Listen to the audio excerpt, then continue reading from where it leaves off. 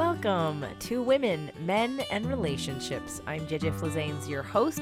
Thank you for downloading today's show. Today is going to be a Q&A with me, just a solo show. I was feeling the need to want to ask if there were any questions in the community, and I got a bunch of them, and I'm not going to be able to answer all of them today because some of them actually deserve their own full show. And some of them may deserve a couple shows, actually. So I'm only probably going to answer 2 or 3 of them. And before we get started, though, I do want to make a couple announcements of things you guys have been waiting for. The first one is that the Couples Retreat questionnaire is up and ready to go. Again, this is happening over the New Year's holiday, December 30th to January 2nd in Palm Springs. And you can go to jjflizanes.com/couples retreat to fill out the questionnaire to see if you qualify as one of the 5 couples that gets to come do this awesome couples retreat with us. So jjflizanes.com/couples retreat. The next announcement is that we are about a week away from the June Manifestation Challenge. It is free. It is 30 days, and most of it happens inside the Facebook group for the 30-day challenge. So if you're interested, you have a few more days to sign up.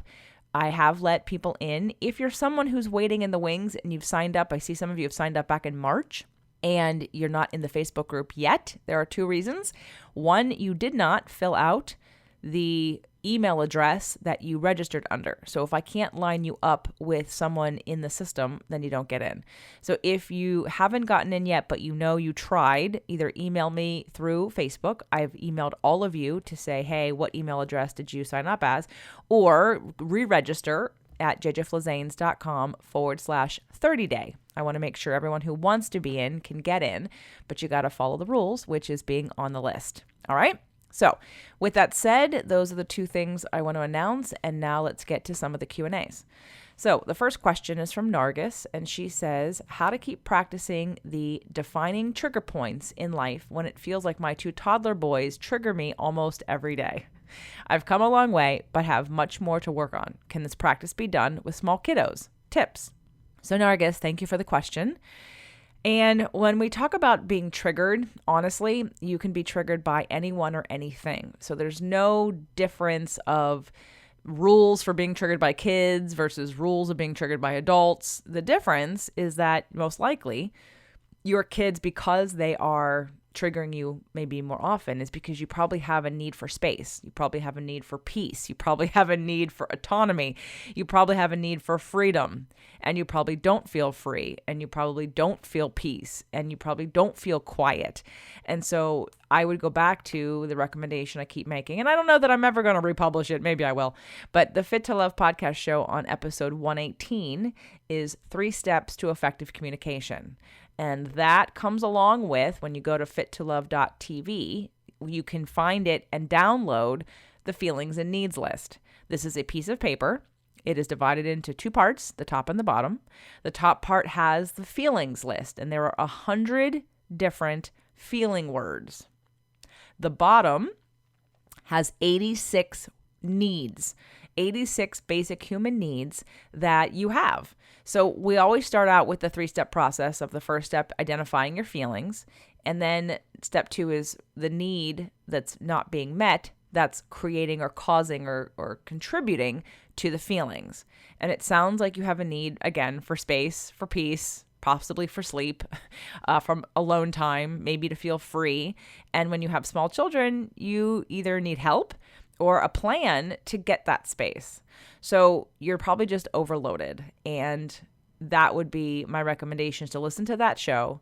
And then in each one of the moments you get triggered, uncover what it is about your feelings and your needs, what need is not being met, and then get the need met, find a way. And if it's that you need space and freedom and peace, then it's about hiring a babysitter or switching with your spouse about, you taking some you time, going and staying at a hotel for a night and just having a pajama day by yourself, watching movies and doing nothing, or having your parents help out or his parents help out or somebody where you can create some time. This is where when we don't look at balancing out our energy levels of input and output, and we just assume we're supposed to be able to be bombarded with constant neediness and crying and yelling and screaming and having other people's needs sort of be put before ours. It's unrealistic, which is why, again, there are a lot of bad parents who unfortunately take their frustrations out on their children because they aren't getting their needs met on their own. There's a lot of angry and, couples that get into fights because of this, or, we're spending too much money, or you're overeating, or you're over drinking, or you're doing addictive behaviors because you're trying to repress all the negative feelings that come out of this situation when all you need is probably just a little space. So I would listen to episode 118 on the Fit to Love podcast show and download the feelings and needs list. Now you're in the Manifestation Challenge group. If I can find a way to post it here, I will. Otherwise, you can also send me an email, jj@jjflizanes.com, and I will send you the feelings and needs list, but only after you listen to the show and you try to download it yourself from fittolove.tv. Okay? And then what I'll probably need to do in the near future here is actually put it on jjflizanes.com and transfer it, since I'm not really using that website anymore. So I hope that answers the question. And that's for everybody. When you get triggered, remember, it's not the other person's fault. It's not that there's a different set of rules for being triggered by children versus being triggered by adults in any scenario. It always comes back to what is the need that you have that's not being met. And again, remember, the third step in the process is to figure out strategies to get that need met that do not require anyone else to be different. I cannot stress that enough. It is a concept that I need to beat into everyone's head. And when you finally get it, I swear to God, your life will change. You will be like, oh my God, you will feel free and empowered in a way that you never have before. But it's just one of those concepts that takes a little while for some people when you've been so used to blaming other people. And I know you don't mean to blame other people, but you just think, well, I didn't feel this way before, and now I feel this way, and the only difference is you did this. Right? But it's not about that person. Your reaction to something is about what's going on inside of you. So when we can take a little bit more responsibility for that, then you can start to get your needs met, and you'll find that you don't get triggered as often because you're getting your needs met. And you definitely don't want to be asking other people to change to please you. That will never work, because think of it in reverse. If everyone you knew said, can you do this differently so I don't get triggered? You couldn't keep it up. You couldn't catalog it enough to figure out what you would need to do for each individual. It's just unrealistic. It's unrealistic. So hopefully that helped. Or I guess you can tell me.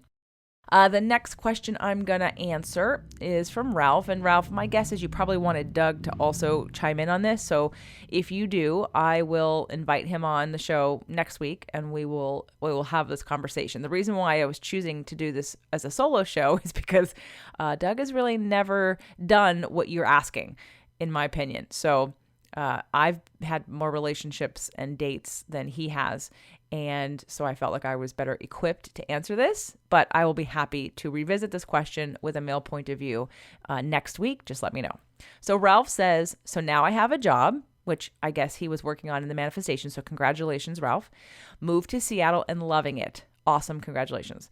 Now it's time to manifest love of my life. I have met someone, but she falls short in many parts of my list and the perfect mate. And I can't see this working out too much longer. I could go into my list with you, but some of it is petty, but some of it is just too much she has to deal with. And I don't want that to be part of my life. How do I break this off? Do I just hang out with her until my perfect lady comes around, or will she be in the way and cloud my judgment? She is sweet and nice, and in the past I would just settle, but I don't want her stress in my life. Ralph, I think you know the answer to this question. I think you're just looking for validation. Yes, not that she would cloud your judgment, but if you've listened to, I believe it was, I don't know, episode 54 maybe on women, men, and relationships. I don't know what it was on spirit, purpose, and energy, but my sacred contracts episode when I announced my shift in my marriage and the Doug entrance into my life. Now, I believe that there is a trust that has to go into believing you can find what you're looking for. And when you do settle, you do sometimes block noticing, being available for, or seeing what is already out there for you. Now, I don't think I was blocking Doug prior to the day that I decided to let my husband move out and for us to separate, because Doug was married. And so that whole story really illuminates divine timing, because it was, his wife left him the same day my husband and I had the conversation of separating, within a 2-hour period. So even 24 hours prior to that, it wasn't even an option, and I wasn't even interested. We weren't interested in each other in that way. Really, we were friends. So I think that definitely if you already know now, it's not even fair to her. Forget you for a second. It's not fair for you to lead her on and let her think that there's a future for you. Now, if you both decided that you wanted to date casually and you could date other people, then you could just decide when you wanted to spend time with her, and maybe you wanted to have a companion once in a while in the interim and still date around. I don't think there's anything wrong with that. The problem is a lot of women don't want that. A lot of women want to be exclusive, and they don't want to date around, because a lot of women are trying to trying to extract everything out of a man. And sometimes men do this too. So I'm not trying to overgeneralize, but as a woman, I can say this for sure. And it's until I learned, with the help of that book that I recommended, that I think you're referring to, Ralph, If Love is a Game, These Are the Rules by Dr. Cherie Carter Scott, until I made my list and realized that what I needed was companionship, it really freed me up to have a companion in my roommate at the time, my good friend Sean. We were a great couple, platonic roommate couple that got to spend time together and do fun things. So when it came to dating, I could date differently. I could date knowing that I had someone to hang out with when I didn't feel like having sex, or when I didn't feel like going out to dinner and getting dressed up, or someone just to go to the movies with, or watch a movie inside, or I had companionship was the point. And all of a sudden, then I was dating like 2 or 3 different guys and being able to really be honest about what worked for me, what didn't work for me. So it was a very freeing experience to identify, and that goes back up to the needs and feelings list, except that I didn't know that work then. But if that had been around back then, I would have identified that I had a need for companionship. So the step 3 part of the nonviolent communication work that I'm talking about, the anatomy of emotions that I'm recommending from the last question, step 3 is that you find strategies to get your needs met without requiring anyone else to be different. So the part about companionship is it doesn't have to be one person. You just want to hang out with someone.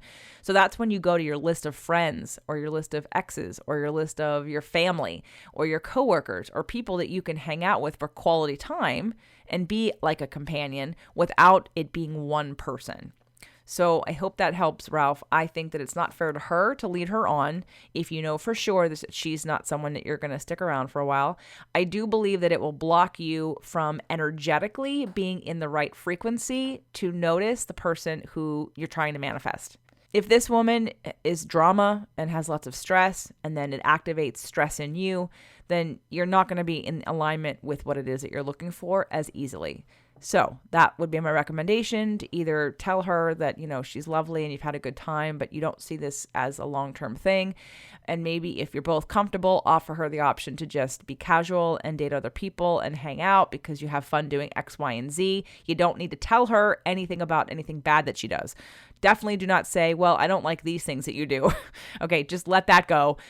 Emphasize the positive that, you enjoy these things, but there are other things that you don't think are a match, that you don't think will work long term, that you're probably not on the same page. Those would be phrases that I think I would use. And I know that it's not easy, and that was one of the reasons why I'm doing this show solo and not bringing on Doug, because Doug couldn't even tell someone he went out with that he didn't want to have a second date, and he signed up for a second date, okay? Because he's Mr. Nice Guy, and he hasn't had to learn how to date and how to say no to someone he's not interested in. So most women and men could really learn from being a little bit more direct. You don't have to be mean, and you're not responsible for their feelings. You can be kind, but you can be honest. And that's the difference. So remember, be kind, but be honest, because otherwise everyone is wasting everyone else's time.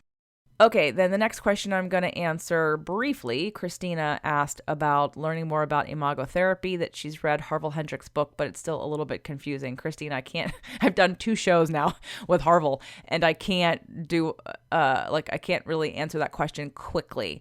So I guess I need more information about what it is you want to know about imagotherapy. The basis of Imago is that you choose your partner to heal the wounds of your past. And that, again, that relationship explained, I believe it's episode 91 on spirit, purpose, and energy or something like that. It is definitely worth re-listening to several times. Just the one of Harville and I, because that's when I really dive deeper into Imago work. And then there's the Dethroning the Therapist, which is what we did, Doug and I did with Harville and Helen. So, if you can listen to those a couple more times, and if you still have very specific questions, I'm happy to try and answer them here. But doing the work is really where you're going to get more clarity. So there is a workbook that comes along with, not comes along, you have to buy it, it's separate, but there's a workbook that goes with the book. And I would recommend, if people want to dive into it, buy the workbook. That is Imagotherapy, the Getting the Love You Want workbook. And then, of course, we're going to do it at the couples retreat, and probably in the future. We did it at the Next Big Step. We won't do it at Releasing What Weighs You Down. Oh, another side note. Sorry, I didn't make this as a big announcement yet, but I guess I'll stick it in now. Releasing What Weighs You Down will be now hosted at 1440 Multiversity, January 10th through the 12th, 2020. That is in Northern California. It is, I believe, near Santa Cruz.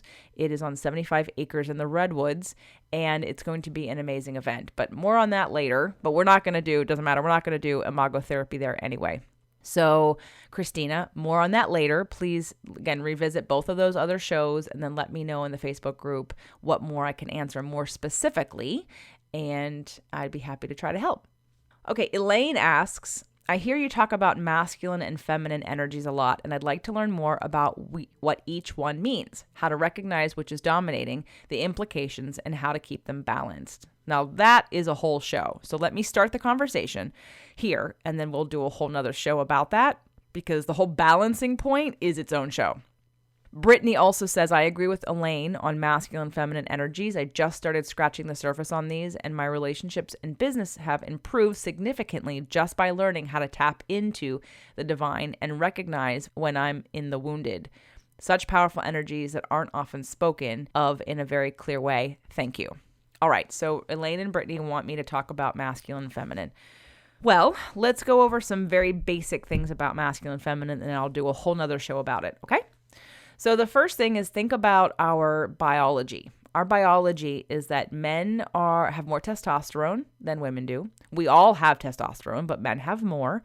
So therefore, most of the time they're stronger because they are designed to be hunters. And I want you to take that hunter mentality into today's day and age and just recognize it as a masculine quality, not a man quality. Because you can have masculine, feminine, or masculine females, which I'm one of them. And you can also increase your masculinity if you're a female. You can also decrease your masculinity, and that's really what we're going to talk about. So as a hunter, a masculine energy person, most likely a man, but not always, will need to be focused. So there's actually studies about the brain and how our brains work differently. So it's not just the biology in our endocrine system from masculine, feminine, male, and female.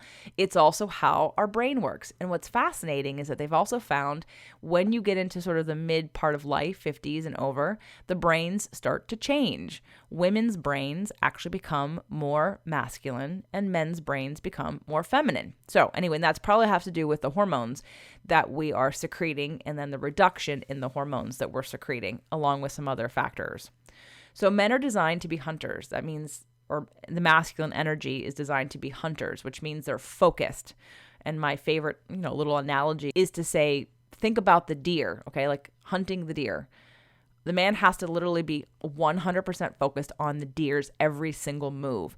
It's a self-calculating, how do I hunt that deer or hunt whatever it is that they're looking for so that I can eat tonight, so I can survive. So they were hunting. And when you're dealing with an animal, then or even a person, not that they would be eating people, but, let's say they were hunting because they were trying to survive, and maybe they were threatened by other people to their species or their culture or their tribe back then. When you're hunting another living thing, that living thing is going to be fast also and have different things, skill sets that you're going to have to match. So being very, very focused is a trait of masculine energy. Now, on the flip side, the feminine energy, the females, are the gatherers. So women are gatherers, which is why we can multitask. Our brains are set to be diffused awareness. That means that is why a woman can handle 6 kids at one time, because you always know what's going on, because you have this diffused awareness of being able to take in a lot of information and track it all at the same time. So think of, the reverse of how that wouldn't work. A masculine energy in that space would not do very well. It's like gathering. So think of going into a field where there are berries. A masculine energy doing that would have to look under every leaf to see if there was a berry there. It's like looking for keys. A woman has this diffused awareness of all the space around her. I shouldn't say a woman, I'm sorry. Feminine energy is diffused awareness, where you can see many things going on at one time. Which is why, I don't think many of you heard me say this, or maybe you follow some other teachers that I've had in the past.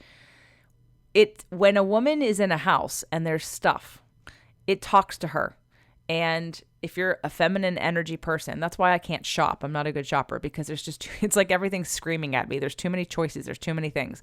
And so shopping to me is very overwhelming, because while I have diffused awareness, I also can focus like more masculine energy. And some women love to go shopping because they want to be diffused. They're not good at focusing. So again, the masculine is about focus and the feminine is about diffused awareness, multitasking. That's why a lot of men who are mostly masculine are not good at multitasking, and why women are very good at it. Now, there are times where multitasking for anyone is not a great idea, and so that's a different conversation, but I'm just telling you in terms of skill sets. Now let's go with energy. Masculine energy is also very strategic. It's very linear. It's very structured. It's very intellectual. Yes, it's in the brain. It's in the head. A lot of masculine energy people think more than they feel first, or if they feel, they have to somehow analyze it. But think about structure, discipline, linear, straight lines. So those will all be very masculine qualities.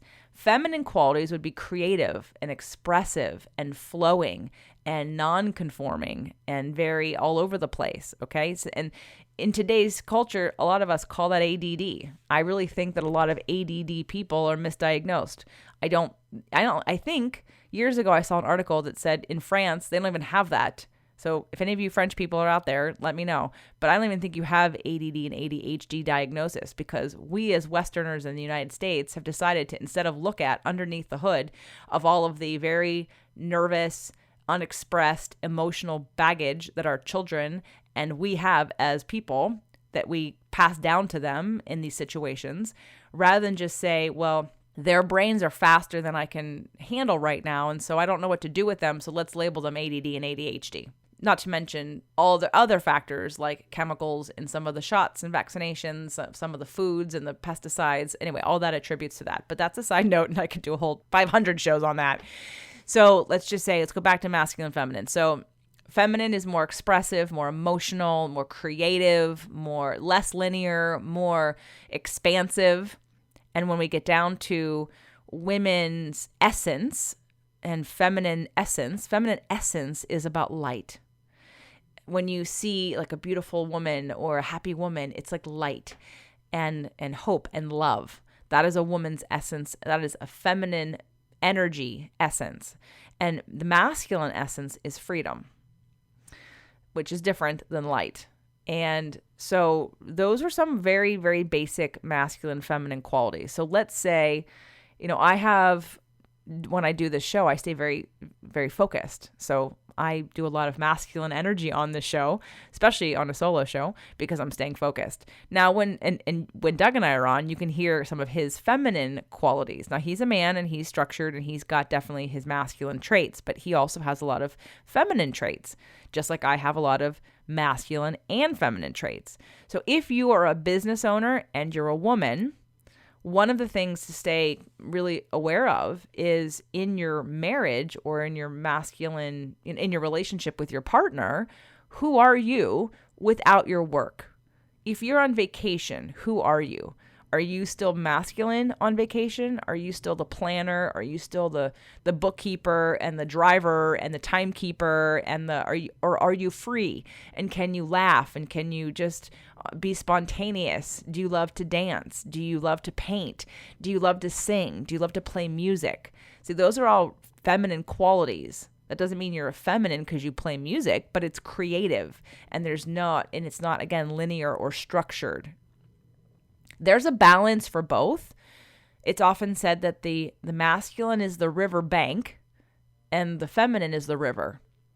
So we need both of them to be balanced. So that idea of balance, I'm going to get back to in another show. So again, I'm scratching the surface on this, but if you have a relationship where you are, like for me, I used to date someone who, on the dance floor, he was very masculine because he was the leader in salsa and I was the follower and I loved it. Oh my gosh, that's one of the reasons why I love salsa dancing so much, which by the way, if you come to the couples retreat, we're going to do some salsa classes because what women don't get often enough is the feeling of freedom because you're being led. It's like perfect. I can't even explain. It's so perfect when you are being led by somebody who knows how to lead you. You stop thinking. You just do. You're being. It's the most beautiful match I've ever had in energy exchange is couples dancing. When you know the steps and it is the masculine leader's job to lead you. And by the way, I can lead. There's this freedom. There's this flow. There's this it's so yummy to be a woman being led by, and it doesn't have to be a man. I can lead you guys. I can dance with you and lead you. But when you feel the freedom of just like floating and flowing, it's just amazing. So that is feminine. And the masculine is supposed to be the leader. Masculine is supposed to be the one to tell, to lead you on where to go. So anyway, I dated this guy and he was very feminine in life, but masculine on the dance floor. And I was masculine in life and feminine on the dance floor. So of course I knew eventually it was never going to work out because I was obviously living more in life than on the dance floor, even though I was dancing 4 to 5 days a week. So if you're with someone and you want a different balance, because remember, we've talked a lot about sexual chemistry and polarity. In order to have that sexual polarity, you need to be on opposite ends. You can't have two masculine people in a relationship and have polarity. So women, it's important that if you want a more masculine man or you want to stimulate or invite the masculine side of your man out more, you have to tap into your feminine. And that would be releasing, taking a bubble bath, meditating, putting on music and dancing, and just tapping into your light, tapping into your love, into that energetic, being in alignment and being free and flowing. Now, on the flip side, men, if you want your woman to be more feminine, then you need to step in and do more masculine things, to hold the space, to be not demanding, but to offer structure, to offer guidance, to lead your woman in different ways. And of course, have a conversation about this, and because you want to be on the same page, because there are some women who are very masculine who want a feminine man. But just make sure that that's exactly what you need in all parts of life, because what I've learned is that eventually some of those women don't respect that man anymore because they expect them to be like them. And and a man just going to balance out what you're not. And a woman, unfortunately, you will default because we like to feel masculine energy. It's power. It's control. And not that control is a great thing, but you feel like, the structure part just is very strong. I love my masculine side. But I also know I can't be masculine and then receive in a loving way in the bedroom or on the dance floor. I don't want to be the leader all the time. I want to be the receiver. And this also clicks into law of attraction.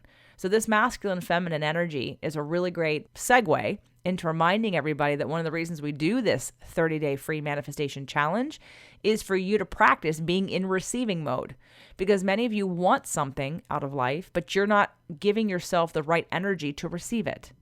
So I want you to remember that this whole give and take with the universe, God, source, whatever you want to call it, If you believe in something bigger than you, if you believe in divine timing and guidance, which I'm going to guess you do because you listen to this show, then getting into receiving mode, getting into that yummy, delicious, being free and surrendering and flowing and allowing life to co-create with you.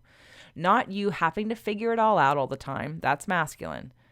And even some masculine energies could use a little bit more trust at the end of that, right? There's only so much you can do anyway. Control is an illusion, and we all can tap into a little bit more trust in believing and knowing that we're on the right path. Everything's happening at the right and perfect time.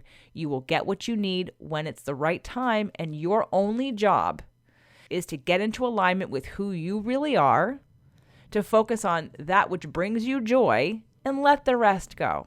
And when contrast happens, you don't think it's something wrong or bad or you failed. You take it as a hint and as a redirect to get back on the path in a different way. Or maybe it's information that the path you were going down isn't the one that you're supposed to go down. But it was a catalyst to get you from point A to point B. So I hope that's a good start to this conversation about masculine and feminine energies. I know I've started putting it out there. I will do another show. We'll get more specific. I'll give you tips and tricks about how to get out of masculine energy for women, how to get into more masculine energy for men, and how to work with a partner who you want to bring out the best parts of that masculine and feminine in both.